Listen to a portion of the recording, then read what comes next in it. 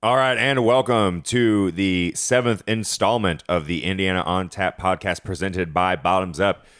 Today, Sarah Burns and I will be talking about the latest installment of the Bicentennial Pours and Pints at Grand Junction, as well as the final event of this awesome series at Heady Hollow, May 21st. We're going to be talking about the most recent Tasting Society event featuring Cedar Creek, Moontown Brewing, and Union Brewing Company out of Carmel. We're going to be talking about our favorite patios to drink out. It's beautiful out. Take your beer outside, drink outside. We're talking about our bucket list breweries as well as all the new events that we've added to our upcoming Indiana Craft Beer Week. Sarah, you ready? I'm ready. Let's do it. Let's do it.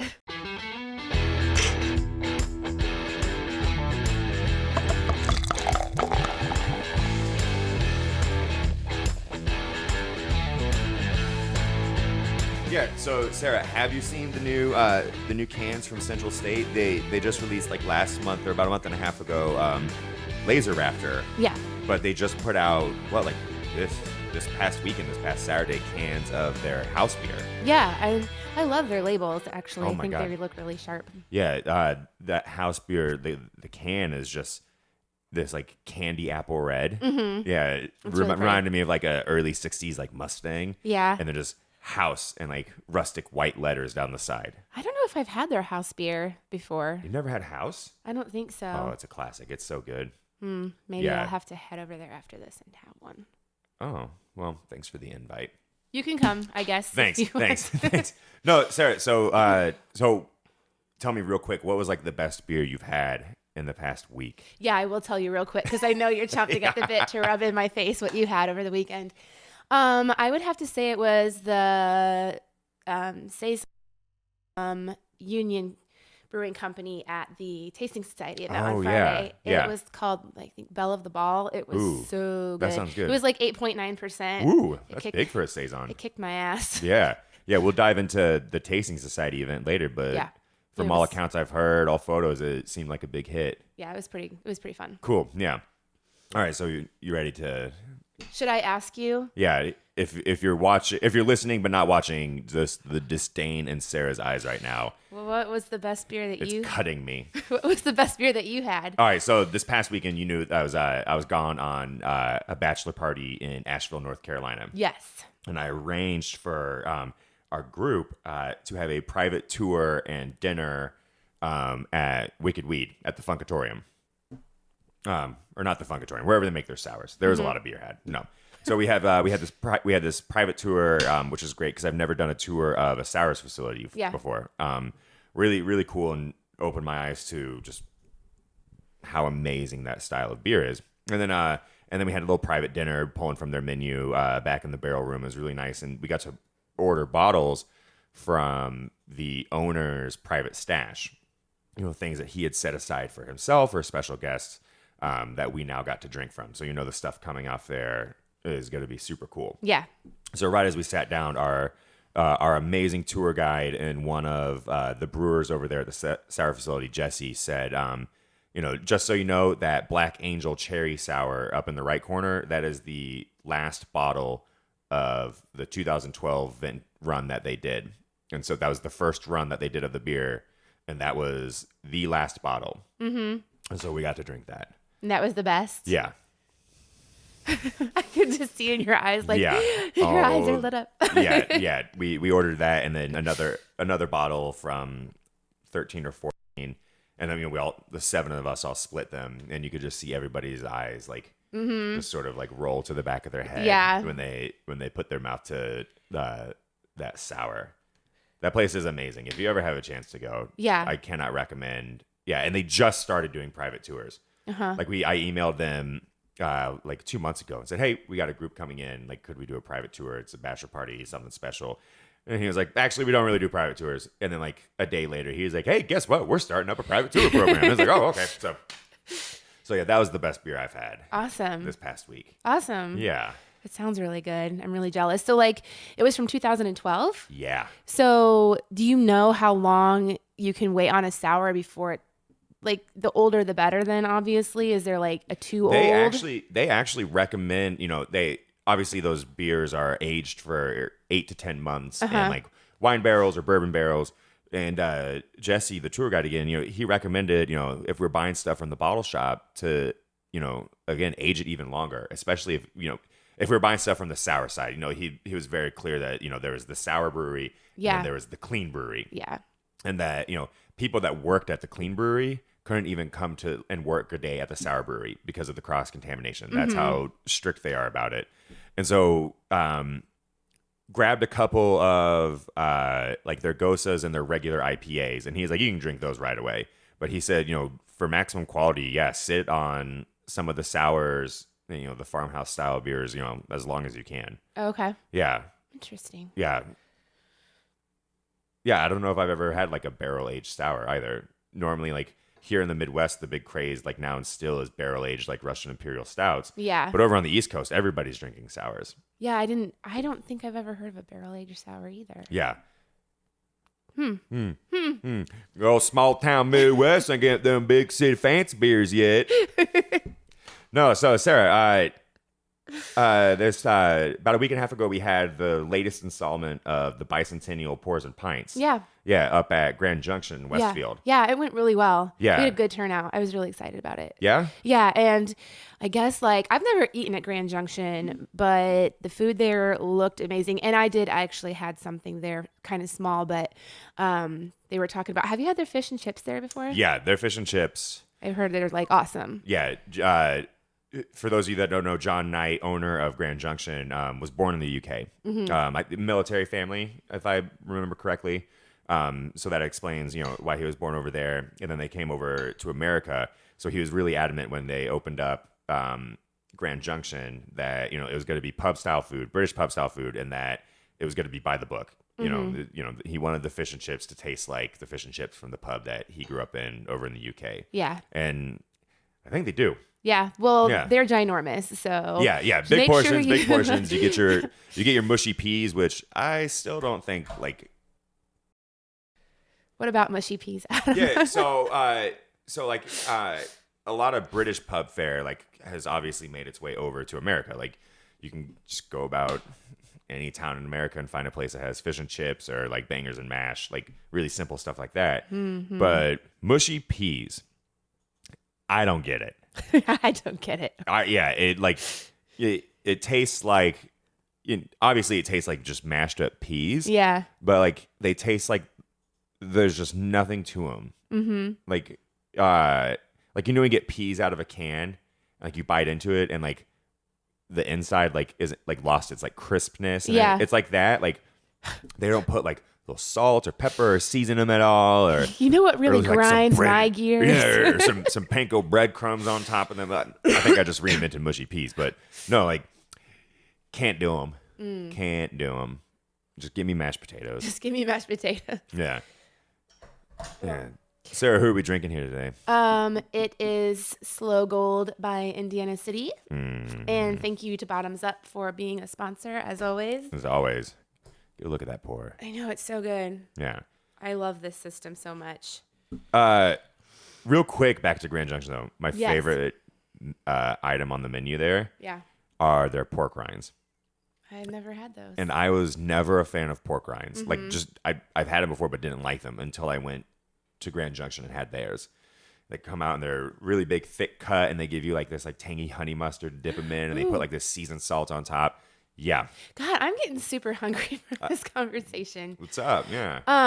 Well, and the last time I'd been to Grand Junction, which was a while ago, they didn't have nearly as many beer styles as they do Their now. lineup is huge. Yeah, they have really expanded. Yeah, it's like 16 or 17 different beers on tap. And they've already outgrown their production facility that they just moved into, so they're moving to a bigger one. Yeah, it's amazing. Yeah. Yeah, they're doing some awesome stuff over there. Yeah, and it's not just that they're, it's Westfield. It's not just that they're the only show in town. Mm-hmm. Like they make really good beer. Yeah, they do. Yeah, and their food's really good. It's a great place to gather and hang out. Mm-hmm. And it seems like people kind of rallied around the bicentennial event there. Yeah, and it's nice because it's family friendly too. So there were a lot of people in there with their kids and things like that. So. Yeah, it's great to have places like that in the community. So the last one Yeah, the next one is the last And that's one. May 21st. Where are we going for that? Heady Hollow. Oh, good. And they're going to be doing a special release on that day for us. Ooh, so May 21st. Is that back on a Thursday or is that a Saturday? No, that is believe it's a Sunday. Whoa. Yeah. Come take a Sunday trip to Fisher's with us. Yeah, and they have a patio too. So hopefully the weather will be that's nice for Last us. time I was there, they didn't have a patio. Of course, last time I was there was like January 29th. So Oh, yeah. Probably not very many people sitting outside. no, that. that's still shorts and flip-flop weather for me. I know, you're because I'm a bum. Yeah. So yeah, Heady Hollow, May 21st. Come join us for the final installment of Bicentennial Pours and Pints.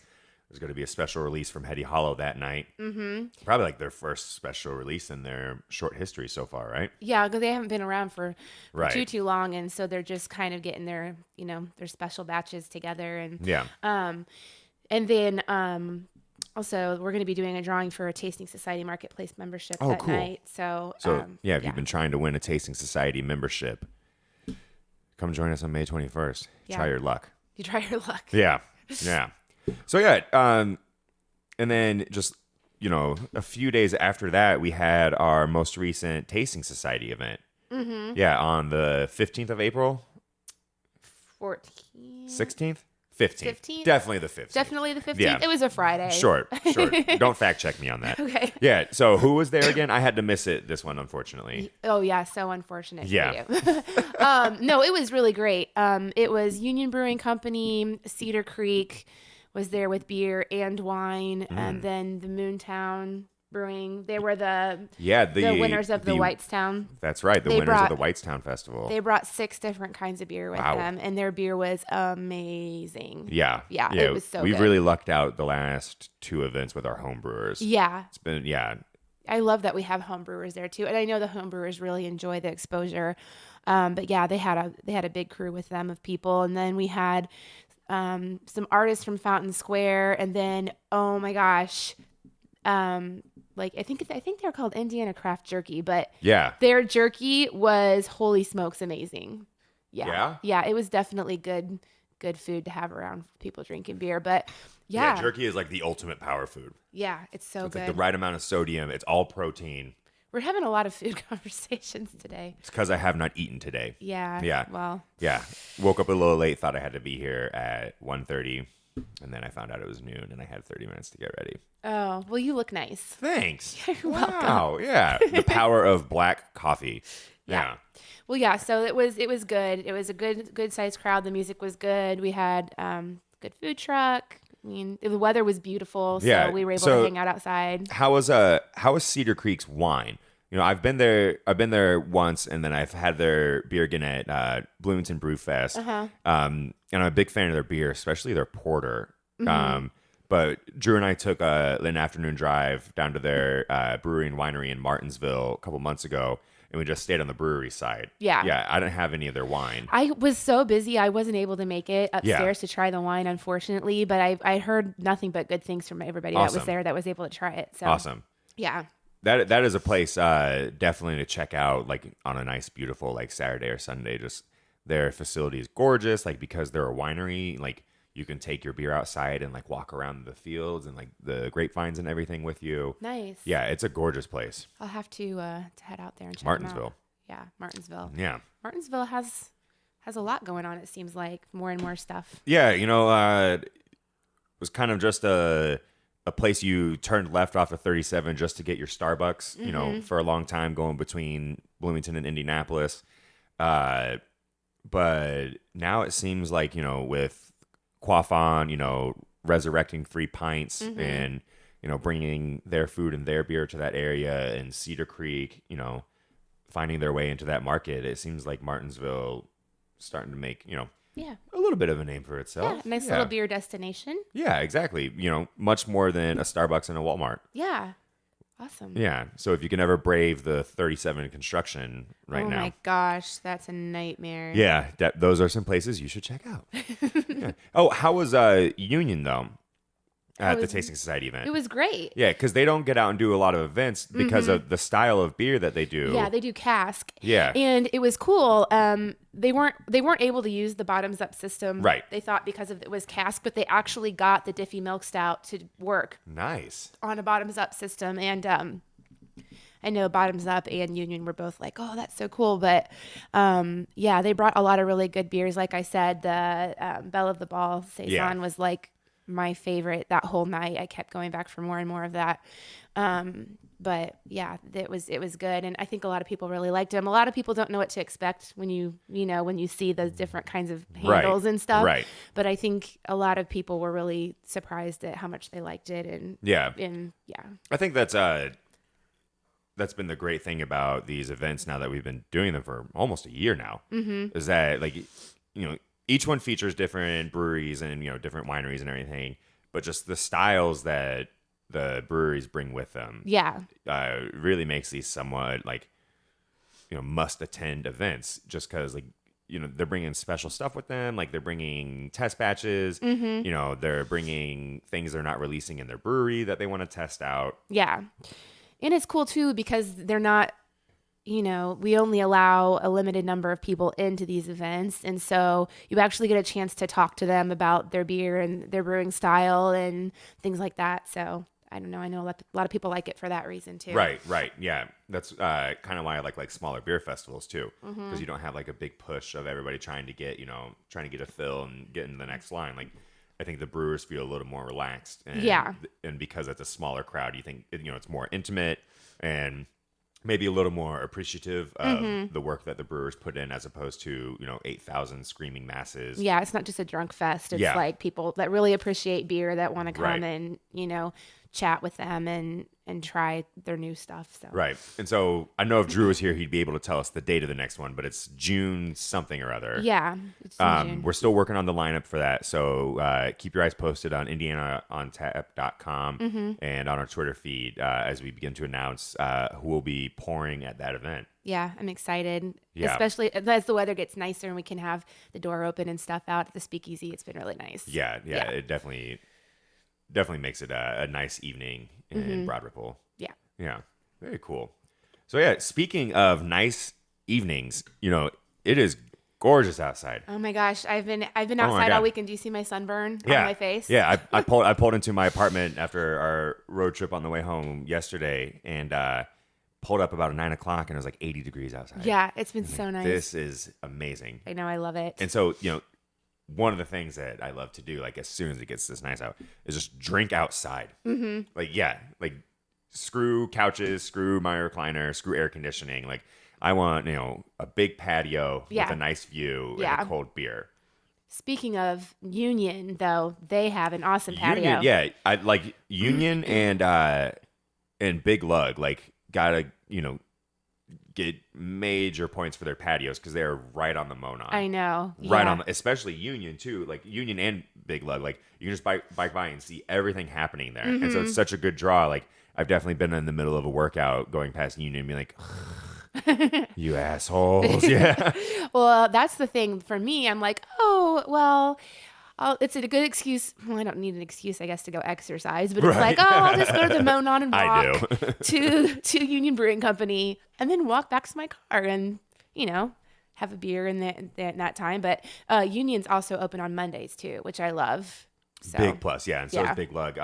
One of my favorite patios, and it has been since the day I moved to Indianapolis, and they opened up, just a few short months after that, is Triton Tap.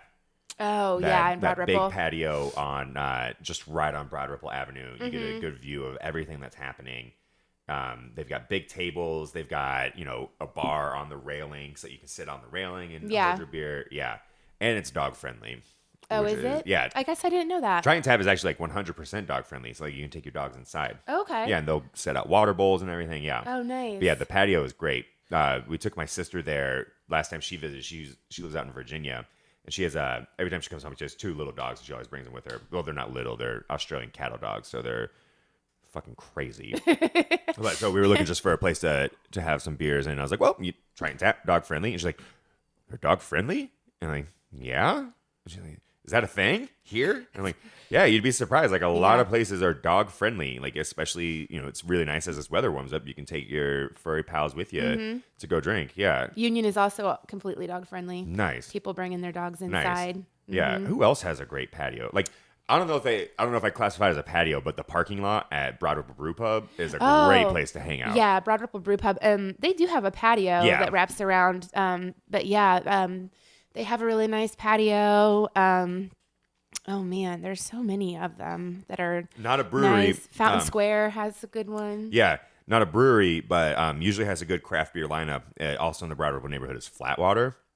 I've never been to Flatwater. Flatwater's great. If you go, so their patio's on the back and it's on the canal. Oh. So, Broad Ripple's finest waterfront dining, as I like to call it. A favorite of mine ever since I've been young has been Upland's patio. Oh, in Carmel? No, in Bloomington. Bloomington? I haven't been to the Carmel patio. Carmel's I've been to the Carmel patio is Upland, nice. but never the patio. Yeah, their patio is really nice. No, the one in Bloomington is humongous. Like it about doubles the capacity of their restaurant. In the summertime, they string up like Christmas lights that light your night, like as you're dining. Yeah, people will pull up and throw their bikes everywhere. Like, great cool. environment. Yeah. I'm trying to figure out. Oh, Taxman has a nice patio. Taxman has a cool patio. Yeah. Yeah, we should do we have an article about that? We should do an article about that. I feel like we just had one. That was I actually feel I think it was Jessica Kirk, one of our newest writers, just did an article about that, and she actually highlighted just about every place that we mentioned. She also mentioned Upland's West Side facility in Bloomington, where they do like their major beer production. It's basically a big warehouse with a small tap room, but out front, they kind of do the same thing that they did at Broad Ripple Brew Pub. Is they just sort of throw some chairs out. There's a fire pit, some picnic benches, and everybody just sits around and enjoys fresh air, drinking beer. That's awesome. Yeah. Cool.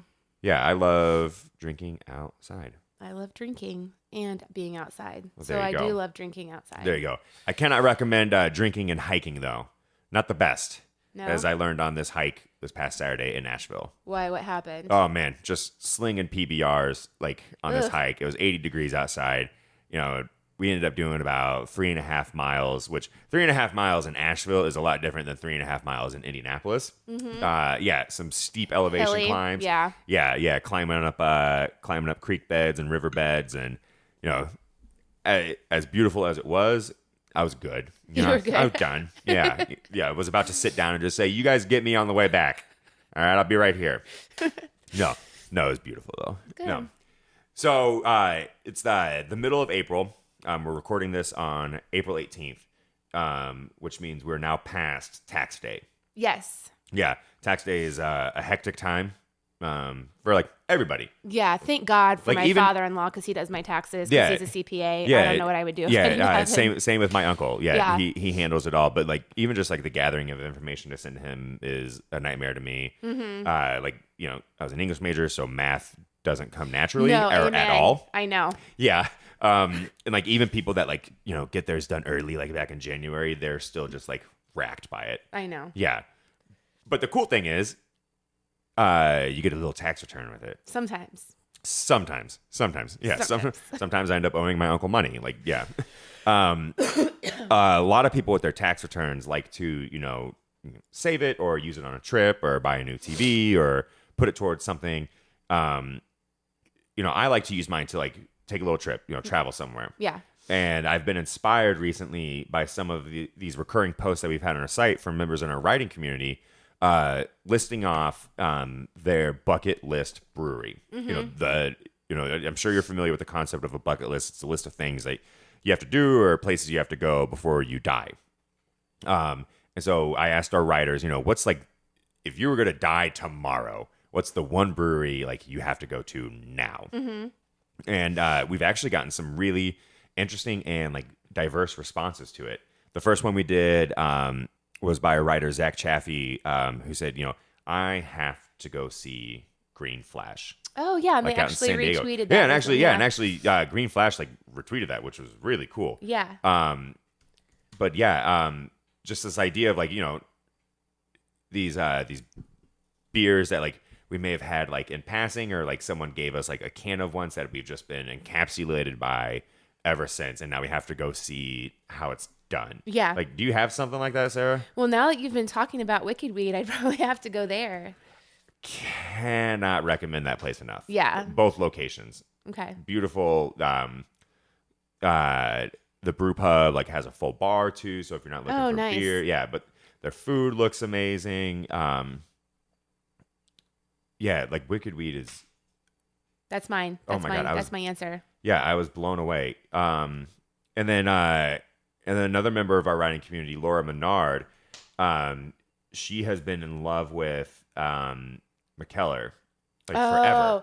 But they are gypsy brewers though, right? Yeah. So they don't really necessarily have like a specific brewery. They just They recently opened a facility in San Diego. Oh, really? I didn't know that. Okay. Yeah, so there's actually a physical location you can go to.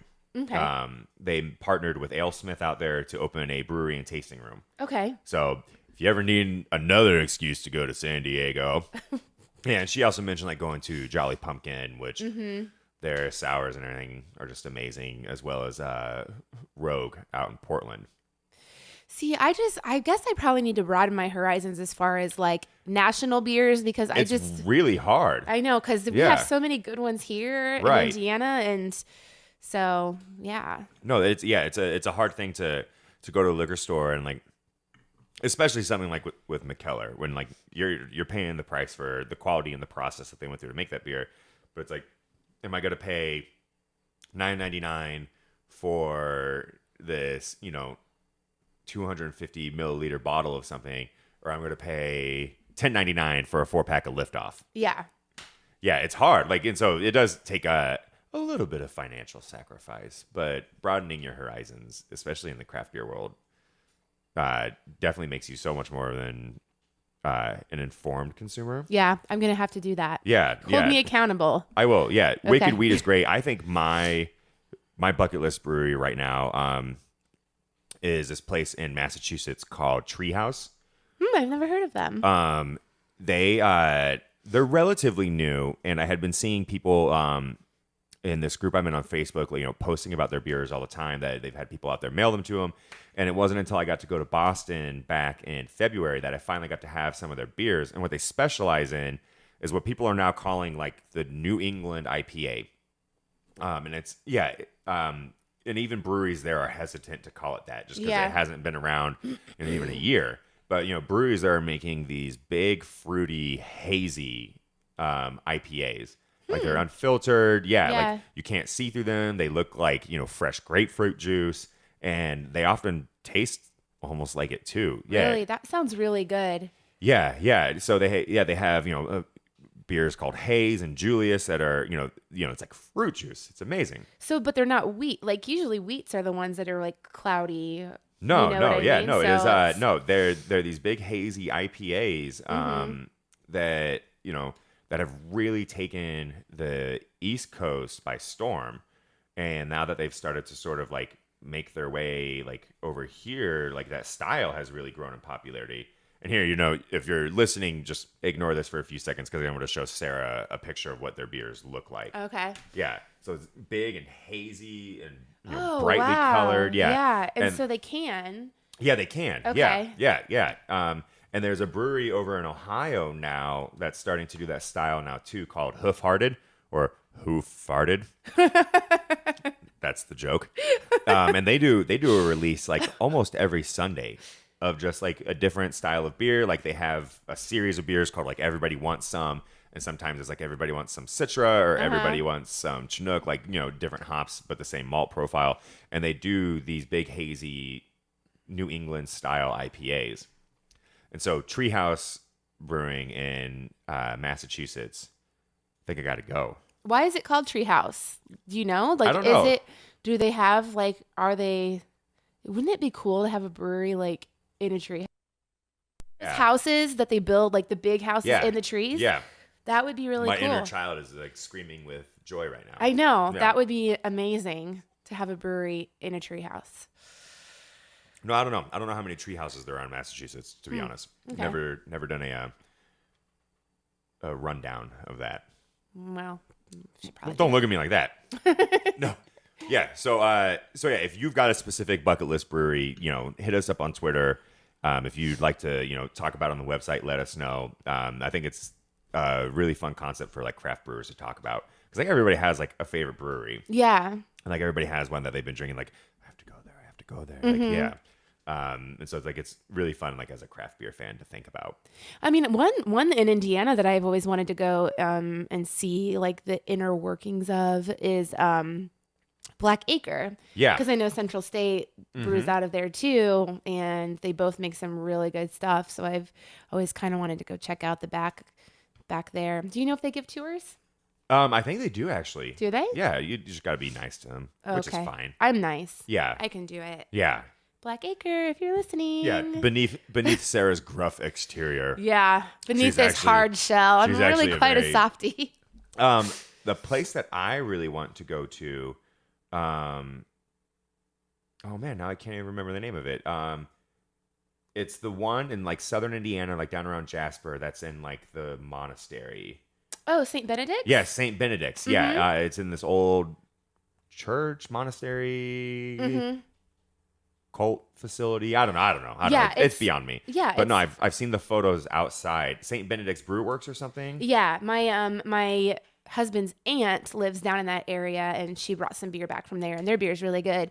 And she said the facility is cool. She said the facility is really cool. Yeah. It's this. Looking at the photos, it is this giant. Yeah, take a look at it. Yeah. Holy big rolling smokes. Green hills, this big brick Catholic, this big brick, church, like or something. like sort of like Eastern European Catholic church. I think there's still a nunnery on the same grounds. I think there. you're right. Yeah. So if you're looking for like a little bit of history or something beyond beer to drive you to someplace, St. Benedict's must be the place to go. Yeah, it looks really cool. Yeah, I know our own Corey Huffman has ranted and raved about it too. Oh, really? Yeah. So he knows what he's talking about. I guess. Yeah. So yeah, Sarah, we're recording this 1 week in advance of the kickoff of Indiana Craft Beer Week. Hey, I'm so excited. Yeah, and our events list even today has continued to grow. Yeah, and since you've been out of town, I have some more stuff to shoot your way to add. More work. Darn. No, but before I left, we finalized, the dates and times for our daily statewide cheers. Yes. So what's that about? So it's basically, if you are not able to make it out to a brewery to have a beer on a specific day that week, you can still celebrate with us and everybody in the state celebrating Indiana Craft Beer Week by having a bottle or a can or a pint of beer from a brewery in Indiana. Yeah. And just raise your glass and a cheers, take a picture of yourself, post it on social media. Yeah, post it to Instagram or Twitter. Yeah. Tagging the brewery. And then also just make sure that you hashtag it. Yeah, Indiana Craft Beer Week. Hashtag IN. Yeah, Craft Indiana. Save yourself some characters, especially on Craft Twitter. Beer Week. Sarah's so concerned about that. I know. I just think that's stupid. Well, I guess, whatever. But when I'm trying to put stuff on Twitter, I always have to be very creative with how to word it because That's the beauty of Twitter. I know. Yeah. So just hashtag IN Craft Beer Week. But each day we do this. We're doing it every day of the week. And we're picking... are we picking a winner from everybody that posts? Well, so at the end of the week, we'll be picking We'll be picking somebody to win a Tasting Society Marketplace membership.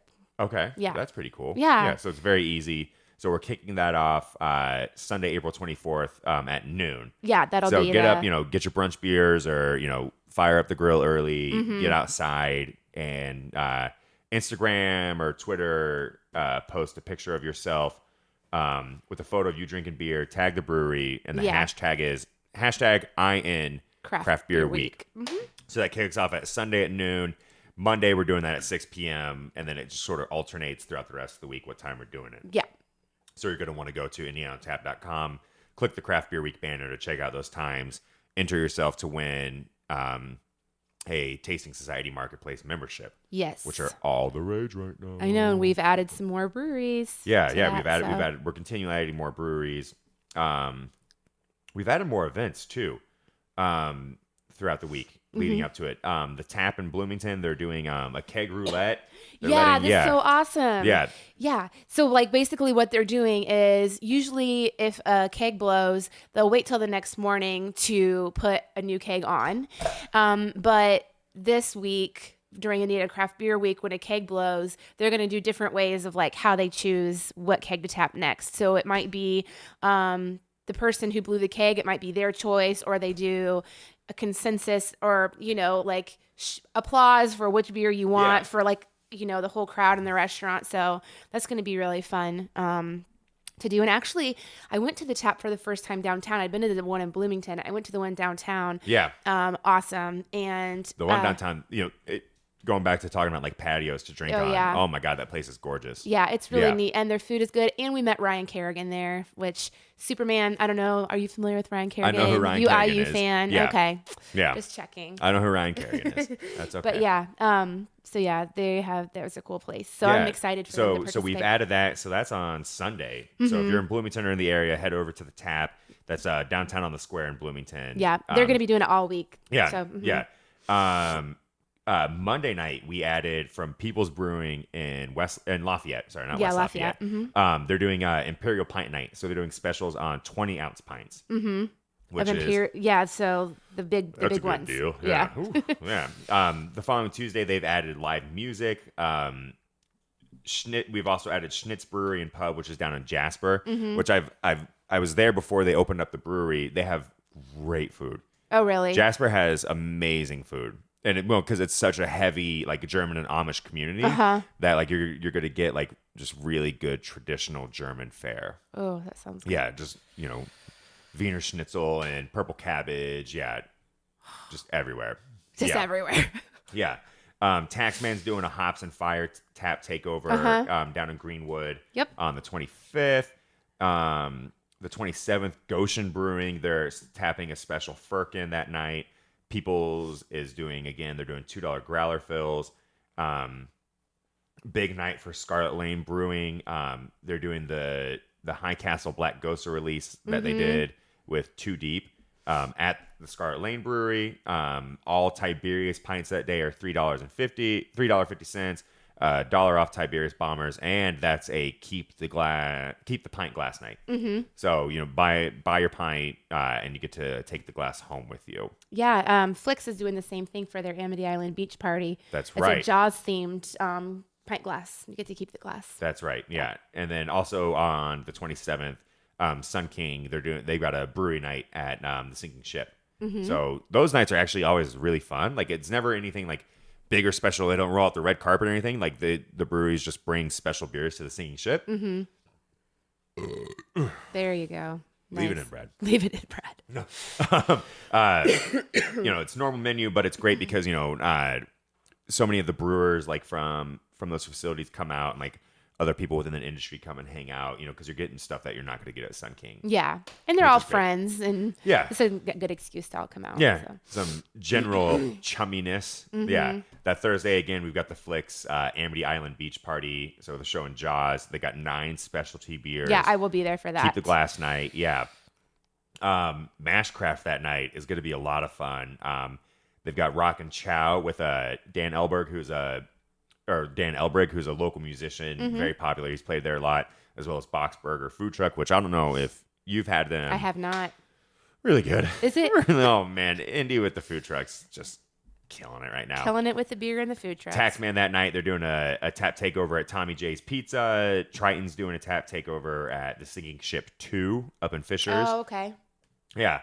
And then that Friday, we're doing a statewide cheers at 5:30. So hit your happy hour after work, kick your weekend off right, enter yourself to win that Tasting Society membership. Faux show. Yeah, Great Crescent's tapping a new IPA that night called Orbit down in Aurora at their brewery. And then Wolf's Head, out of the Herat up in Muncie, they're gonna have Stan and the brewers on site doing samples and tours. Yeah, and I've heard that's not a common thing for them to do that. No, at that brewery. No, so. the first time I went to the Herat, Stan was so happy to show me everywhere around the bar and everything, and especially up in their like very miniature playhouse, like in the attic of the bar. So you've been to the Herat, right? No, I haven't. Okay, so the Herat, Stan modeled this place to look like a Viking beer hall. Yeah. Yeah, like he did all his research on like what rafters looked like what the stools looked like, what the tables looked like, and built this bar to look like it. And then at the upstairs portion of the bar, he built like a little Viking, like a Viking playhouse, and they do like Norse mythology, like plays and small shows up there. Neat. Yeah, but not once have I ever seen the brewery. So if you're in the area, that's definitely a place to go. Yeah, and that's the oldest brewery in that area, I think. Definitely. Yeah. Definitely the first in Muncie, at least, also. And then Saturday, we're kicking it off with Next Top Model. Well, I guess we're wrapping it up with Next Top Model. Yeah. We've got the Big Lug and Tin Man collaboration. They're doing a beer and disc a disc golf event. They're still working out the details on that, so stay tuned. We've got the 6th annual Blue Chip Brew Fest at the Blue Chip Casino, which is always popular. If you've seen the lineup to that, I haven't. It's wild. Is it? No, they've got all the big names and players out of the region. 18th Street will be there, Burnham. Whoa, Yeah, wow. it's really popular. New Oberfalls is it's this weird German name. Walpurgisnacht. Oh, the festival. Sure. The I wouldn't know. I think it's that's not English. it's like a witches something like some kind of festival that they do. Yeah. Oh, cool. Yeah. Heavy metal. All right. And then Mashcraft that night on the 30th, they're doing they're making some special beer cocktails. And then also that same day as the Wabash Valley Beer Fest. Big day. It's a big day. And Dark Lord Day. And that too. Yeah. Who could forget? Who could forget Dark Lord Day? So yeah, we even this week leading up to Craft Beer Week, we're going to be adding new events, new specials, new tappings to our calendar on IndianaTap.com. So be sure to keep checking back. Be sure to keep plugging your local breweries' ears. Telling them, hey, are you doing anything for Craft Beer Week? Yeah. Yeah. Let them know. Let them know you're excited about it. And if you're at a brewery that's on the list, be sure that when you're there, like this week, let them know how much you're looking forward to what they're doing during Indiana Craft Beer Week, too. All right, Sarah. Wrap it up. I think that about does it for us. Okay. All right. For Indiana on Tap, my name's Adam Schick. My name's Sarah Burns. And thanks for joining us today. Peace out.